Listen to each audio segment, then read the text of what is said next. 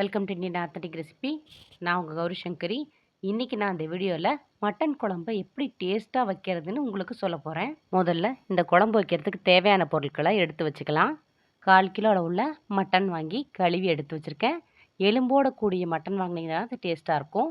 அதோட கொஞ்சம் கொழுப்பு சேர்த்து வாங்கிக்கோங்க, குழம்பு வைக்கிறதுக்கு நல்லாயிருக்கும்.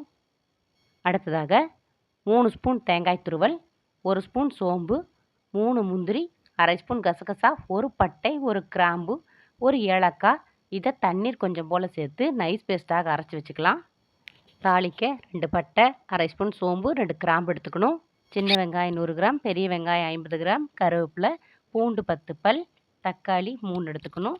இஞ்சி பூண்டு பேஸ்ட் 1 ஸ்பூன், நிறைய கொத்தமல்லி கட் பண்ணி வச்சுக்கணும். அடுத்தது மசாலா பொடி எடுத்து வச்சுக்கலாம். மிளகாய்த்தூள் 1/2 ஸ்பூன், மல்லித்தூள் 2 ஸ்பூன், மஞ்சள்தூள் 1/2 ஸ்பூன், உப்பு 1 ஸ்பூன். இன்றைக்கி இந்த மட்டன் குழம்புல காய்கறி போட போகிறேன். அவரைக்காய் 100 கிராம், கத்திரிக்காய் 100 கிராம் எடுத்து கட் பண்ணி வச்சுருக்கேன். இது போல் எல்லாத்தையும் எடுத்து ரெடி பண்ணிவிட்டு ஸ்டவ் ஆன் பண்ணிக்கணும். குக்கரில் கடலெண்ணெய் அல்லது நல்லெண்ணெய் சேர்த்துக்கணும். ஆயில் காஞ்சதும் பட்டை, கிராம்பு, சோம்பு சேர்த்து அது பொரிஞ்ச பிறகு சின்ன வெங்காயம், பெரிய வெங்காயம், கருவேப்பிலை, பூண்டு இதெல்லாம் சேர்த்து அதோட 2 காஞ்ச மிளகாயை இது போல் கிள்ளி போட்டு நல்லா வதக்கி விட போகிறோம். நல்லா வதக்கி விடணும். ஆயிலில் இந்த வெங்காயம், பூண்டு எல்லாம் நல்லா வதங்கணும். வதங்கினா தான் டேஸ்ட் கிடைக்கும். சின்ன வெங்காயம் இல்லைன்னா நீங்கள் பெரிய வெங்காயம் கூட சேர்த்துக்கலாம். ஆனால் சின்ன வெங்காயம் சேர்த்தா ரொம்ப டேஸ்ட்டாக இருக்கும். இஞ்சி பூண்டு பேஸ்ட் சேர்த்து அதனுடைய பச்சை வாசனை போகிற வரைக்கும் 1 நிமிஷம் நல்லா வதக்கி விட்டுக்கணும். குழம்புக்கு தேவையான அளவு தக்காளி சேர்த்துக்கலாம். புளிப்புக்கு தக்காளி மட்டும்தான் சேர்க்க போகிறோம். அதனால் 3 தக்காளி பழத்தை பொடியாக கட் பண்ணி சேர்த்து அதை நல்லா குழைய வதக்கி விட்டுக்கணும். தக்காளி வதங்கின பிறகு கழுவி எடுத்து வச்சுருக்க மட்டனை சேர்த்துக்கணும். மட்டனோட நாம் எடுத்து வச்சுருக்க இந்த கொழுப்பையும் சேர்த்துக்கணும். சேர்த்து நல்லா வதக்கி விடணும்.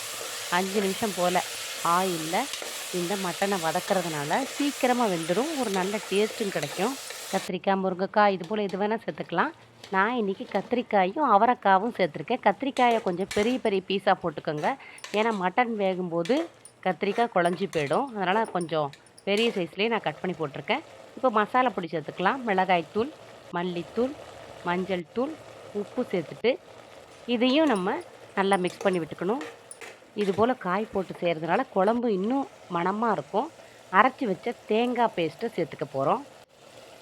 மிக்ஸி கழுவின ஜாரோட தண்ணீர் சேர்த்துக்கலாம். மேலும் நமக்கு எவ்வளோ தண்ணி தேவையோ அந்த அளவுக்கு குழம்புக்கு தேவையான அளவு தண்ணீர் சேர்த்து நல்லா மிக்ஸ் பண்ணி விட்டுக்கோங்க.